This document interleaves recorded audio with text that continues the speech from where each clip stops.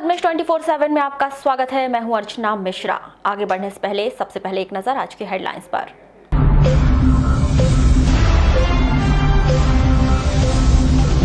Police नक्सलियों के बीच मुठभेड़, घटना स्थल पर भरमार बंदूक सहित सामग्री छोड़ गए नक्सली।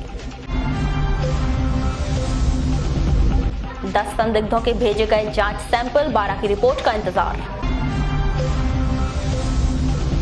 कोरोना सेंटर से फरार हुए पिता पुत्र सालेटेका के पास पुलिस ने किया गिरफ्तार।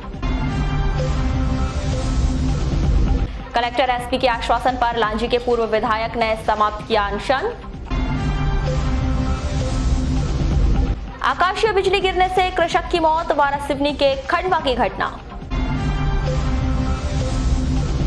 क्वारंटाइन सेंटर में ड्यूटी करने वाले शिक्षकों ने 50 लाख बीमा देने की मांग की।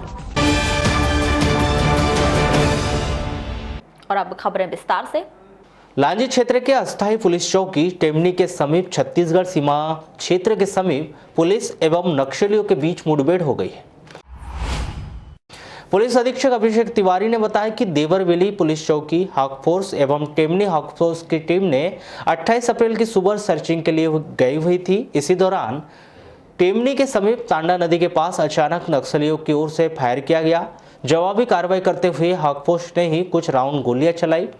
हाक फोर्स के जवानों की लगातार कार्रवाई को देखते हुए नक्सली मौका देखकर भाग गए। इस दौरान हाक फोर्स को मौके से भरमार बंदूक, बारूद और नक्सली सामग्रियां बरामद हुई है। लगातार 1-2 दिनों से जो सूचनाएं मिल रही थी कि लांजी थाना क्षेत्र में टेमनी चौकी के आसपास जो बॉर्डर पड़ता है राजनांदगांव और मंडला जो बालाघाट जिले का, उसके आसपास नक्सल गतिविधियों की सूचना आ रही थी, जिसमें एक इंटर डिस्ट्रिक्ट जो ऑपरेशन था, inter state operation Madhya Pradesh और छत्तीसगढ़ पुलिस का, वो दिया गया था। और इस ऑपरेशन के चलते आज सुबह करीब 7:30-8 बजे जो है नक्सल पार्टी और पुलिस का आमना सामना हुआ, जिसमें कि नक्सल ग्रुप ने पुलिस पर फायरिंग की। पुलिस ने की तरफ से ही फायरिंग हुई है और कुछ समय के बाद जब फायरिंग रुकी है तो वहाँ पर उस क्षेत्र का जब सर्चिंग की गई तो वहाँ पे नक्सलियों का कुछ सामान और एक उनका वेपन प्राप्त हुआ है। वो वेपन 12 बोर का भरमार प्रतीत हो रहा है। अभी जब वो वापस आएगा तो उसकी और गहनता से जांच होगी कहाँ से आया है, और वो क्योंकि वेपन वहाँ मिला हुआ है, छोड़ के गए हैं, तो ऐसा मैं प्रतीत हो रहा है कि शायद नक्सल पार्टी में से कोई एक घायल है और जो अपना वेपन छोड़ के वहाँ से भागे हैं।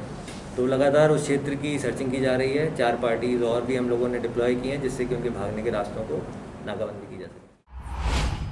कोरोना वायरस संक्रमण की वजह से लॉकडाउन के कारण भले ही महाविद्यालय में शिक्षण कार्य बंद हो, लेकिन प्रदेश शासन ने अतिथि विद्वानों को 2 महीने का मानदेय जारी कर दिया है। दूरभाष पर चर्चा के दौरान जिले के अग्रणी शिक्षण संस्थान जटाशंकर त्रिवेदी महाविद्यालय के प्राचार्य डॉक्टर प्रवीण श्रीवास्तव ने बताया कि जिले के सभी 14 शासकीय महाविद्यालयों में लगभग 100 अतिथि विद्वान कार्यरत है। इन सभी को मार्च और अप्रैल माह का मानदेय दिए जाने के आदेश आ चुके हैं। जल्द ही उनके खाते में राशि वरिष्ठ स्तर से जमा करवाई जाएगी। आपको बता दें कि अतिथि विद्वान बीते कई वर्षों से लगातार अपनी सेवाएं महाविद्यालय में दे रहे हैं। ऐसे में निश्चित ही मध्य प्रदेश शासन के द्वारा उनकी वर्षों की सेवाओं को ध्यान में रखते हुए इस लॉकडाउन अवधि में उनका मानदेय जारी करना शासन की मानवीय संवेदनाओं को दर्शाता है।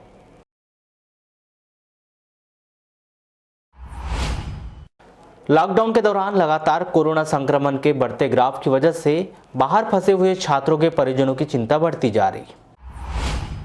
शहर के वार्ड नंबर 32 नर्मदा नगर निवासी रानी सोनगड़े बताती है कि उनका पुत्र आदित्य सोनगड़े ज्ञान गंगा कॉलेज जबलपुर का छात्र है। लॉकडाउन की वजह से वह जबलपुर में फंसा हुआ है। लगातार संक्रमित मरीजों की संख्या बढ़ने की वजह से परिजन और पुत्र स्वयं को भयभीत महसूस कर रहे हैं। प्रशासन से वे लगातार गुहार लगा रहे हैं, बावजूद इसके कि कोई उचित जवाब नहीं मिल रहा है। यह बताते हुए स्वयं रानी सोनगड़े की आंखें भर आती है। मेरा बेटा जो है आदित्य सोनागड़े ज्ञान गंगा कॉलेज का है, स्टूडेंट 4th ईयर का इंजीनियरिंग में है। वो 18 मार्च को गया है जबलपुर और लॉकडाउन के चलते वो इधर आ नहीं पा रहा है। हम लोग चाह रहे हैं कि वो बालाघाट आए, क्योंकि मानसिक रूप से वहाँ परेशान है, अकेला है और काफ़ी परेशान हो रहा है। आपसे बात होती है उसकी? हाँ, बात तो मैं दिन में 3-4 बार कर लेती हूँ उससे। किस प्रकार की समस्या बता रहा है वहाँ पर? वो यही बता रहा है कि जैसे यहाँ पे खाना जो है बाहर से हम लोग टिफ़िन मंगा रहे हैं, टिफ़िन वाला आता है खाना वाना दे के जाता है, तो टिफ़िन से हमको डर लगता है कि कहीं वो संक्रमित ना हो। प्रशासन से यही चाहते हैं कि हमको अगर इजाज़त दे तो हम अपने ही सुविधा से उसको अपने साधन से यहाँ पे ले आए बालाघाट। पद्मेश न्यूज को जबलपुर से आदित्य सोनगड़े ने वीडियो भेजकर अपनी परेशानी स्वयं बताई है। सर, मेरा नाम आदित्य सोनागड़े है। मेरे पिताजी का नाम BL सोनागड़े है। मैं 3rd ईयर का स्टूडेंट हूँ, बी कर रहा हूँ ज्ञान Ganga institute of technology and sciences Jabalpur से। मेरा रूम का एड्रेस है शास्त्री नगर और मैं यहाँ फंसा हुआ हूँ। मुझे यहाँ पे बहुत प्रॉब्लम हो रही है। यहाँ टिफ़िन वाले को भी टिफ़िन आने नहीं दे रहा है। मेरे पास कोई साधन नहीं है खाना बनाने का और मैं अपना पेपर देने आया था, लेकिन पेपर लॉकडाउन के कारण पोस्टपोन हो चुके हैं और मुझे घर जाना है। मेरी मेंटल हेल्थ पे बहुत प्रॉब्लम हो रही है और मैं यहाँ अपनी बिल्डिंग में अपना अकेला बच्चा फंसा हुआ हूँ। रूम लेके रहता हूँ यहाँ शास्त्री नगर में यशोम सदन, और मुझे घर जाना है। और जैसी गवर्नमेंट ने सारे बच्चों को लाया गया है, कोटा से इतने सारे बच्चों को लाया गया है, उसी तरीके से मुझे लाया जाए घर, या तो फिर मेरे घर वालों को अनुमति दी जाए कि वो अपने साधन से मुझे लेने आए और यहाँ से मैं जाऊँ और बालाघाट में ही मुझे सेल्फ क्वारंटाइन पे रखा जाए। कोई सर्दी खांसी या जुकाम वगैरह कुछ भी नहीं है, लेकिन मेरी मेंटल हेल्थ पे मुझे बहुत प्रॉब्लम हो रही है। लॉकडाउन की वजह से हुए बंद कामकाज के कारण गरीब परिवारों को हो रही परेशानी को देखते हुए शासन ने प्रत्येक सदस्य पर 1 किलो प्रति माह दाल देने की घोषणा की है। लेकिन अब परेशानी यह है कि दाल के लिए गरीब परिवारों को अभी लंबा इंतजार करना होगा। जिला खाद्य अधिकारी HS चौधरी के अनुसार जिले के भीतर 3,20,000 पात्रता पर्ची और लगभग 30,000 अन्य हितग्राहियों को दाल का वितरण किया जाना है। आदेश के अनुसार दाल मई माह में आएगी और जून माह में उसका वितरण किया जाएगा। आपको बता दें कि प्रदेश के अन्य दूसरे जिलों में दाल का वितरण अप्रैल माह के अंत और माह के शुरुआत में ही शुरू हो जाएगा, लेकिन जिले के भीतर दाल को लेकर आने वाली ट्रेन के रेक उपलब्ध नहीं होने की वजह से दाल जून माह में वितरण की जाएगी।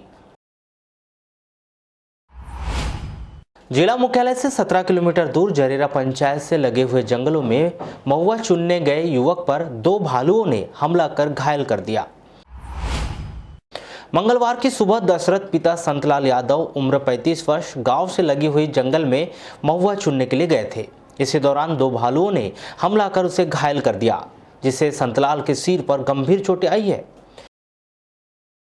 ये ग्राम जरेरा के रहने वाले हैं। लगभग 35 वर्ष इनकी आयु है और ये सुबह 5 बजे के आसपास वन कक्ष क्रमांक 104 में महुआ बीनने के लिए गए हुए थे, जहाँ पर 2 छोटे रीछों ने, जैसे कि इनसे हमारा संवाद हुआ, इन्होंने बताया कि 2 छोटी रीछों ने हम पे हमला कर दिया। तो सर पे इंजरी है, तो ये सर की जो स्किन होती है ये थोड़ी सी पलट गई है और यहाँ कुछ घाव हैं ऐसे खरोंचने के और पैरों में हैं।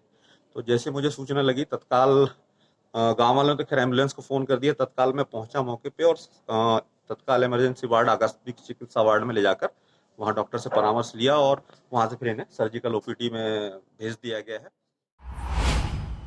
लॉकडाउन के दौरान इन दिनों हर कोई अपने तरीके से लोगों को संदेश दे रहा है। कोरोना से सावधान रहे, सुरक्षा बरते और स्वयं को सुरक्षित रखे। इसी कड़ी में कवित्री लता शबनम ने हमें अपनी यह कविता भेजी है और कोरोना से डरने की नहीं, लड़ने की सीख दे रही है। जंग कोरोना से लड़ने के सेशन में है, मैं भी एक्शन में हूँ, वो भी एक्शन में है। जंग कोरोना से लड़ने के सेशन में है असर लॉकडाउन का दोनों तरफ है, असर लॉकडाउन का दोनों तरफ। मैं भी टेंशन में हूँ, वो भी टेंशन में है। उधर फंस गए कोई सड़कों में है, कोई घर फंस गए, हम इधर फंस गए, वो उधर फंस गए। कोई सड़कों में है, कोई घर फंस गए।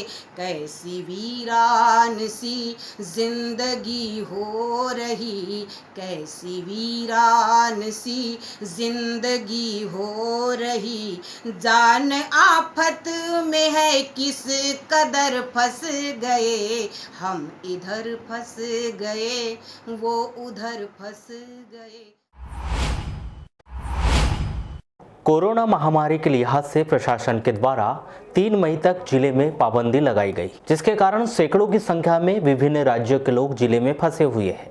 इन लोगों की भोजन की व्यवस्थाओं को लेकर प्रशासन के आदेश पर दीनदयाल अंत्योदय रसोई के माध्यम से इन्हें 2 वक्त का भोजन उपलब्ध करवाया जाता है, लेकिन भोजन के तौर पर उन्हें केवल चावल ही दिया जा रहा है, जिसको लेकर लोगों में मायूसी है, क्योंकि उत्तर प्रदेश क्षेत्र के लोग अधिकतर भोजन के तौर पर रोटी का उपयोग करते हैं, लेकिन विषम परिस्थिति में उन्हें चावल से ही काम चलाना पड़ रहा है। वहीं कर्मचारियों की माने तो पर्याप्त स्टाफ न होने के कारण रोटी बनाना भी संभव नहीं है। कम से कम 400 लोग, कभी शाम को बढ़ भी जा रहे हैं, 500 भी हो जा रहे हैं, कभी कम भी हो जा रहे हैं। तो ये जो खाद्यान्न है आपको नगर पालिका की तरफ से उपलब्ध कराया जा रहा है? जी हाँ, नगर पालिका की तरफ से शासन दे रही है चावल और गेहूँ। अच्छा, अभी जो है रोटी बन पा रही है कि नहीं? रोटी अभी हम नहीं बना पा रहे हैं क्योंकि पब्लिक ज़्यादा हो रही है। यानी अगर बनाना पड़े तो कितनी रोटियां बनाना पड़ेगा? फिर भी अपन को मान लीजिए कि 800 से 900-1000 रोटियां बनेगी। तो इतना अपने पास स्टाफ नहीं है? हाँ, स्टाफ नहीं है और थोड़ा सा अव्यवस्था हो रही है, जैसे वो बेलने में बारिश से। नगरीय विकास एवं आवास विभाग मंत्रालय के प्रमुख सचिव संजय दुबे के द्वारा जारी आदेश के तहत सार्वजनिक स्थलों पर थूकने पर 1000 रुपए का जुर्माना लगाने के निर्देश जारी कर दिए गए। इसके आदेश मिलने पर नगर पालिका के सीएमओ के द्वारा स्वास्थ्य विभाग की एक टीम गठित की गई है, जिसके द्वारा सार्वजनिक स्थलों पर थूकने वालों के तत्काल फोटो खींचे जाएंगे और उनके जानकारी लेकर 1000 रुपए का चालान उनके घर पहुंचाया जाएगा। इस संदर्भ में दूरभाष पर चर्चा के दौरान मुख्य नगर पालिका अधिकारी दिनेश वाघमारे ने बताया कि प्रमुख सचिव के निर्देशों के तहत गाइडलाइन तैयार कर ली गई है। यदि कोई भी व्यक्ति सार्वजनिक स्थल पर थूकते पाया जाता है तो उसकी फोटो खींचकर कार्रवाई की जाएगी। लॉकडाउन में फंसे हुए लोगों को बाहर से लाने के बाद जिले के अलग अलग स्कूलों में क्वारंटाइन सेंटर बनाकर ठहराया जा रहा है। इन सेंटरों की जिम्मेदारी उन्हीं स्कूल के टीचरों को दी गई है। ऐसे में शिक्षक संघ ने प्रशासन से मांग की है कि एक ही क्वारंटाइन संक्रमण में सेवाएं दे रहे अन्य कर्मचारियों की तरह उन्हें भी 50 लाख का बीमा और अन्य सुविधाएं भी मिले। हमारे शिक्षकों की ड्यूटी मतलब आश्रय स्थल जो क्वारंटाइन सेंटर है उसमें लगाई गई है। हमारे मध्य प्रदेश शिक्षक संघ की मांग है कि आप शिक्षकों की ड्यूटी लगाएं, ठीक है, किंतु उन्हें हमारे जो शिक्षक है उन्हें सैनिटाइज किट, हेड ग्लोव ये प्रदान किया जाए। साथ ही शिक्षकों का 50 लाख रुपए का बीमा प्रमाण पत्र जारी किया जाए और जो 60 से अधिक उम्र वाले शिक्षक हैं जो किडनी, टीबी, हृदय रोग, निमोनिया, पक्षाघात तथा अन्य बीमारियों से ग्रसित है उन्हें ड्यूटी से मुक्त किया जाए। मध्य प्रदेश राज्य एड्स नियंत्रण समिति भोपाल के द्वारा संचालित Vihan care and support centre के द्वारा जिला अस्पताल के ART सेंटर में भर्ती मरीजों को खाद्यान्न का वितरण किया गया। इस संदर्भ में डॉक्टर AK जैन का क्या कहना है, आइए जानते हैं। ये कोरोना महामारी से पूरा विश्व जूझ रहा है और ऐसे समय में ये वाली बात हमारे संज्ञान में सभी के आई है कि बहुत सारे ऐसे लोग हैं जिनका कि रोजगार नहीं चल रहा है, तो उनको बेचारों को दैनिक दिनचर्या में खाने पीने के सामान की भी परेशानी हो रही है। इसी को विचार में रखते हुए हमारे डेवलपमेंट पार्टनर्स हैं विहान संस्था, जिनके द्वारा हमें ये कहा गया है कि आप कुछ इसमें करें। तो फिर हमने उनसे चर्चा विमर्श करके हमने ये निर्णय किया है कि 5 किलो आटा और दाल और इसका एक जीप बनाया जाए। इसी के साथ उसी में थोड़ा सा साबुन और बिस्किट वगैरह के इस तरह के 2 हमने थैलियाँ बनाई हैं। उसमें मास्क वगैरह भी देने का प्रयास कर रहे हैं। कोरोना संक्रमण से बचाव को लेकर प्रशासन के द्वारा जिले में टोटल लॉकडाउन किया गया है। इस दौरान जिले की तमाम सीमाओं को सील कर दिया गया है। वहीं शहर में प्रवेश करने वाले लोगों से सख्ती से पूछताछ की जा रही है। नगर के गर्रा चौक में यातायात अमला और पुलिस प्रशासन के जवानों के द्वारा हर वाहनों को रोककर उनसे घर से बाहर निकलने की वजह पूछी जा रही है।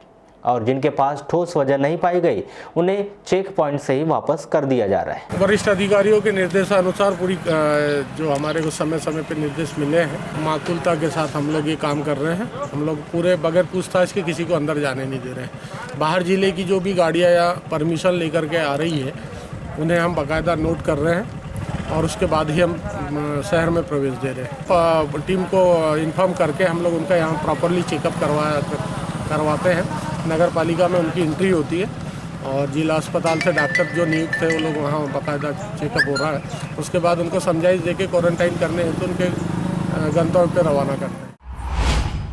शहर के रेंजर कॉलेज स्थित कोरोना सेंटर में उस समय अफरा तफरी का माहौल मच गया जब 2 पिता पुत्र वहां से फरार हो गए। स्वास्थ्य विभाग और जिला प्रशासन के हाथ पैर फूल गए। आनन फानन में सभी थाना चौकी पुलिस को कॉल किया गया। लगभग 3 घंटे बाद दोनों पिता पुत्र सालेटेका के पास पकड़ लिए गए और उन्हें दोबारा एम्बुलेंस में लाकर कोरोना सेंटर में भर्ती करा दिया गया। मुख्य स्वास्थ्य और चिकित्सा अधिकारी डॉक्टर मनोज पांडे और सिविल सर्जन डॉक्टर आर.के. मिश्र ने इस घटना को स्वीकार तो किया, लेकिन किसकी लापरवाही है, किस पर कार्रवाई होगी, इस बात से बचते दिखाई दिए। रेंजर कॉलेज में कोरोना संदिग्धों के लिए बनाए गए कोविड सेंटर से 2 मरीजों का भाग जाना और उन्हें चुपचाप तरीके से पकड़कर ला लेना, इस संबंध में स्वास्थ्य विभाग के आला अधिकारी भी बात करने से कतराने लगे। स्वास्थ्य विभाग की ये लापरवाही जिले की जनता को भारी न पड़ जाए। अब देखना यह है कि ऐसी लापरवाही दोबारा न हो। जिला प्रशासन इस ओर क्या कदम उठाती है। बालाघाट पद्मेश 24/7 के लिए मयंक सिंह पीके के लिए। जिला अस्पताल द्वारा बीते 24 घंटे के भीतर 10 संदिग्धों की जांच सैंपल जबलपुर ICMR भेजे गए हैं। इस तरह कुल 12 संदिग्धों की रिपोर्ट आना बाकी है। मुख्य चिकित्सा और स्वास्थ्य अधिकारी डॉक्टर मनोज पांडे से मिली जानकारी के अनुसार जिले के भीतर अब तक 51 लोगों के जांच सैंपल भेजे जा चुके हैं, जिसमें से 38 संदिग्धों की रिपोर्ट निगेटिव आई है, तो वहीं 1 की रिपोर्ट रिजेक्ट कर दी गई है और 12 संदिग्धों की रिपोर्ट अभी आना बाकी है। वहीं दूसरी ओर हॉस्पिटल आइसोलेशन के मरीजों की संख्या में भी बढ़ोतरी हुई है। बीते 24 घंटे के दौरान 2 लोगों को और आइसोलेशन में भर्ती किया गया है। इस तरह हॉस्पिटल आइसोलेशन मरीजों की संख्या 8 से बढ़कर 10 हो गई है। लालबर्रा मुख्यालय से लगभग 6 किलोमीटर दूर स्थित ग्राम पंचायत खारी के ग्रामीणों ने ग्राम प्रधान कैलाश नखाते के नेतृत्व में 28 अप्रैल को जनपद पंचायत कार्यालय पहुंचकर मुख्य कार्यपालन अधिकारी गौरीशंकर डहरिया को ज्ञापन सौंपा। इस दौरान ग्रामीणों ने पुराने प्रधानमंत्री आवास योजना के हितग्राहियों को मिलने वाले लाभ पर शासन द्वारा किए गए होल्ड को हटाने के बाद ही नए लक्ष्य स्वीकृत किए जाने की मांग की। ये ग्राम खारी में 2016-17 में मुख्यमंत्री प्रधानमंत्री आवास में 9 लोगों का चयन हुआ था, लेकिन प्रथम किस्त आने के बाद में होल्ड लग गया था और इसके लिए मैं स्वयं और जितने भी हितग्राही है जनपद में जिला पंचायत में भी सूचना दे चुके, लेकिन अभी तक कुछ हुआ नहीं। तो क्या कारण है इसके पीछे? उसके कारण पीछे तो मुझे भी मालूम नहीं है, लेकिन बार बार जनपद में आके सूचना दी है तो बोल रहे हैं कि अधिकारियों को सूचना दे चुके हैं, हो जाएगा, ये सांत्वना दे रहे हैं। तो सर जैसे आप अभी जनपद आए, जैसे 3-4 साल बाद, तो क्या अभी यहाँ पे बताया गया है अधिकारियों के द्वारा? यहाँ पर ये बताया गया कि आपके द्वारा जो आवेदन दिया गया था इस पर बार बार हम भेज रहे हैं, भोपाल स्तर पर कार्रवाई रुकी हुई, यही बोल रहा है। सर हम लोग आए हैं ये मकान के संबंध में, मतलब प्रधानमंत्री आवास योजना के तहत 2017 में जो हमारे पैसे डले थे 40,000 रुपये, वो वापस हो चुके हैं और ये सब अफसर लोग बोल रहे हैं कि होल्ड लग गया और भोपाल से हटेगा।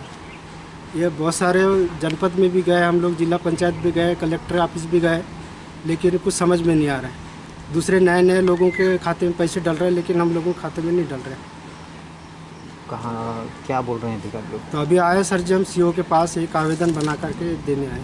कितने लोग हैं साथ में? 9 लोग हैं सर, 9 लोगों के नाम है। क्या कंडीशन आप लोगों के मकान की? मकान रहने लायक नहीं है सर, पूरा टूट फूट हो गया। ये भी हमारे साथ का है, इनके मकान था सर टट्टा टूटा वाला, सामने छपरी में रह रहे हैं, इस टाइप की कंडीशन है सर। दूसरे राज्यों में फंसे मजदूरों को वापस लाने की मांग को लेकर लांजी के पूर्व विधायक किशोर समृति द्वारा बीते 2 दिनों से अनशन किया जा रहा है। 28 अप्रैल को लांजी पहुंचकर कलेक्टर दीपक आर्य और पुलिस अधीक्षक अभिषेक तिवारी ने पूर्व विधायक को जूस पिलाकर अनशन खत्म करवाया।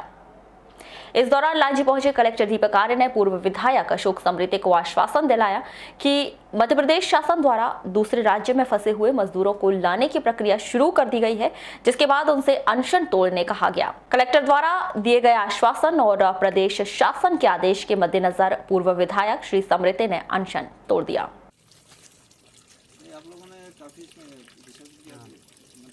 कुछ लोग अपने 50,000 लोग वापस आ गए पैदल नहीं, शुरुआत में तो आ गए थे, शुरुआत में आ गए थे पैदल तो खैर वो 15 महीने पहले दुष्कर्म की घटना को अंजाम देकर फरार हुए आरोपी को कटंगी पुलिस ने गिरफ्तार किया है। पुलिस को बीते कुछ दिनों से लगातार मुखबिरों के माध्यम से सूचना मिल रही थी कि आरोपी मोहित पिता रमेश पटेल निवासी टेकाड़ी काली माटी थाना कटंगी क्षेत्र में ही घूम रहा है। इस बात की सूचना पाते ही पुलिस द्वारा अलग अलग टीम बनाकर आरोपी की तलाश शुरू की गई और उसे गिरफ्तार करने में सफलता प्राप्त की। जिला मुख्यालय से लगभग 110 किलोमीटर दूर बिरसा तहसील के चिखली गांव से इलाज के लिए पहुंची गर्भवती महिला का 3 दिन बाद ऑपरेशन कर मृत बच्चा निकाला गया, जिसके बाद महिला की स्थिति बहुत अधिक नाजुक हो गई। बहू की हालत नाजुक देख ससुर का मानसिक संतुलन बिगड़ गया, जिसे प्रत्यक्षदर्शियों द्वारा इलाज के लिए जिला अस्पताल में तत्काल भर्ती कराया गया। कुछ देर पहले इलाज उसका बराबर हो नहीं पा रहा था, इसलिए उनको मानसिक तनाव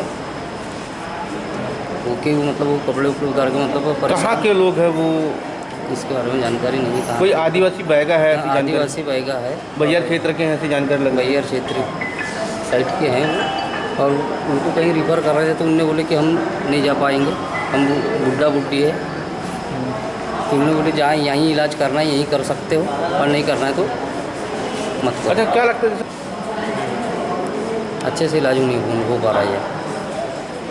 इस पूरे घटनाक्रम पर दूरभाष पर चर्चा के दौरान civil surgeon doctor R K. Mishra ने बताया कि उन्हें भी इस मामले की जानकारी नहीं थी। पद्मेश न्यूज के माध्यम से जानकारी मिली है, इस मामले को तत्काल संज्ञान मिलेगी। बता दें कि प्रसूति के लिए बिरसा चिखली निवासी रमोतीन बाई को बुधवार के दिन जिला अस्पताल में भर्ती किया गया था, लेकिन अस्पताल प्रबंधन द्वारा लगातार महिला के ऑपरेशन में देरी की गई और बमुश्किल शनिवार को उसका ऑपरेशन किया गया और जानकारी दी गई कि बच्चा गर्भ में ही मर चुका है, जिस कारण महिला की स्थिति बहुत अधिक नाजुक हो गई। और अब पद्मेश न्यूज की तमाम जानकारी के लिए आप हमारे YouTube channel Padmesh news Balaghat को भी सब्सक्राइब कर सकते हैं। आयुर्वेदिक चिकित्सकों ने पूर्व मंत्री व विधायक गौरीशंकर बिसेन को उनके निज निवास पर कोरोना की रोकथाम के लिए जिले में बांटे जा रहे आयुर्वेदिक काढ़ा चूर्ण नमूना स्वरूप भेंट किए। इसके लिए विधायक बिसेन ने आयुर्वेदाचार्यों का हृदय से आभार व्यक्त किया। वहीं इस मुहिम में पूर्ण सहयोग देने की बात कहते हुए आमजन से इन औषधियों के उपयोग करने की गुजारिश की गई है।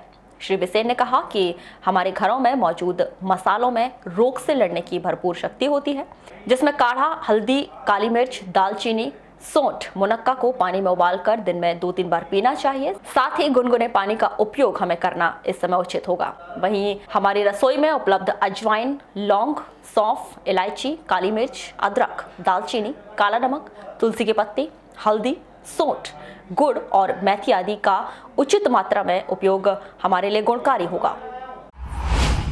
वारासिवनी थाना अंतर्गत ग्राम पंचायत खंडवा निवासी गोपाल कोलते की 28 अप्रैल को दोपहर 4 बजे आकाशीय बिजली गिरने से मौत हो गई।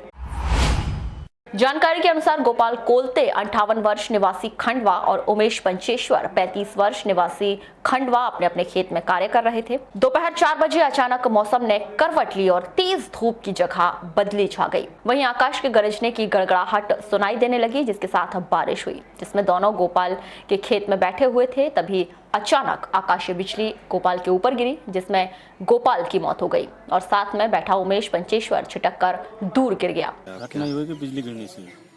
कितने बजे गिरी हुई? ये 4 बजे। तो कौन आ गया इसकी चपेट में? चपेट में अपना गोपाल कोलते। ये कहाँ पे था?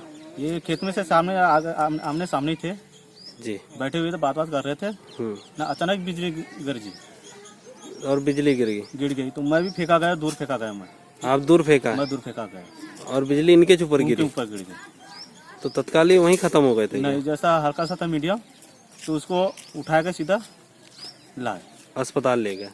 हाँ, आज करीब 5 बजे के आसपास सिविल अस्पताल वाराणसी में से डॉक्टर साहब के द्वारा तहरीर भेजी गई कि ये मतलब बिजली गिरने से एक व्यक्ति की मौत हो गई है, जिसका नाम खंडवा का है गोपाल कोलते, पिता सीताराम कोलते, जाति मरार, उम्र 58 वर्ष, तो निवासी है। शाम को 4 बजे 4:30 बजे के आसपास में हवा तूफान और बिजली मतलब पानी का बिजली गिरने से झुलस गया था, जिसको उठा के उसके परिजनों के द्वारा और रिश्तेदारों के द्वारा अस्पताल इलाज हेतु लाए थे, जो अस्पताल में दम तोड़ दिया, खत्म हो गया। कोरोना वायरस की वजह से लगी पाबंदियों में लोगों को राहत पहुंचाने के लिए प्रदेश के पूर्व मंत्री और विधायक गौरीशंकर बिसेन संजय सरोवर परियोजना के अंतर्गत डूठी बांध से दाईं और बाईं तट दोनों नहरों में पानी छोड़ने के निर्देश दिए गए थे, जिससे मवेशियों को पेयजल, निस्तारी तालाबों का भराव, कुआं के जल स्तर में वृद्धि समेत अन्य कार्यों के लिए आम जनमानस को काफी सुविधा होगी। मैकेपार पुलिस चौकी प्रभारी पर मूत्र पिलाने का आरोप लगाने वाले युवक से मिलने के लिए बरघाट से कांग्रेस पार्टी विधायक अर्जुन सिंह ककोड़िया 28 अप्रैल को उसके घर अंबेझरी पहुंचे। इस दौरान बरघाट विधायक अर्जुन सिंह ककोड़िया ने आरोप लगाया कि पुलिस द्वारा पीड़ित युवक शिवा भलावी को बेरहमी से पीटा गया और चौकी प्रभारी अनूप यादव द्वारा पीड़ित को मूत्र पिलाए जाने के मामले में कड़ी कार्रवाई करने का भरोसा दिलाया। पुलिस अधिकारी ने इस तरीके से व्यवहार किया, ऐसा मारा है उनके साथ उन लोगों ने, ये क्यों मारा, कैसे किया, पेशाब पिला। माँ, उनकी माँ रोक के बता रही कि जब वो जाके प्रार्थना की उन्होंने कि साहब बेटे को छोड़ दो, मान लो एक तो किया नहीं है उसने, और अगर किया भी नहीं भी किया है तो भी बताओ मोटर कितने की, हम उसके पैसे दे देंगे। बोले नहीं, हमको वही मोटर चाहिए, तेरे लड़के को नहीं छोड़ेंगे। मेरी बात हुई है एसपी साहब को, मैंने बताया, एसपी साहब कह रहे नहीं साहब तो घटना हुई है। मैंने कहा चलो घटना हुई होगी, चोरी किया होगा, लेकिन ऐसे मारेंगे, इस बुरी तरीके से मारोगे, नंगा करके मारोगे, लटका के मारोगे, पेशाब पिलाओगे। उनका इसकी जांच करो पूरी, और जो भी है उसको उनका पूरा उसको अलग करो। बोले इसकी इंक्वायरी चल रही, बोले इनकी इंक्वायरी चलते रहती है। बुलेटिन के अंत में एक बार फिर नजर डालते हैं आज के हेडलाइंस पर।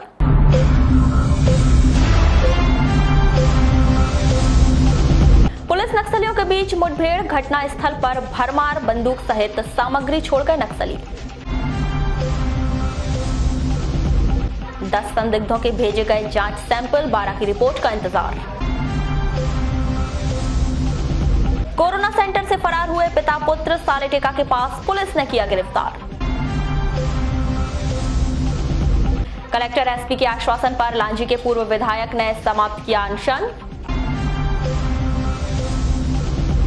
आकाशीय बिजली गिरने से कृषक की मौत, वारासिवनी के खंडवा की घटना। क्वारंटाइन सेंटर में ड्यूटी करने वाले शिक्षकों ने 50 लाख बीमा देने की मांग की।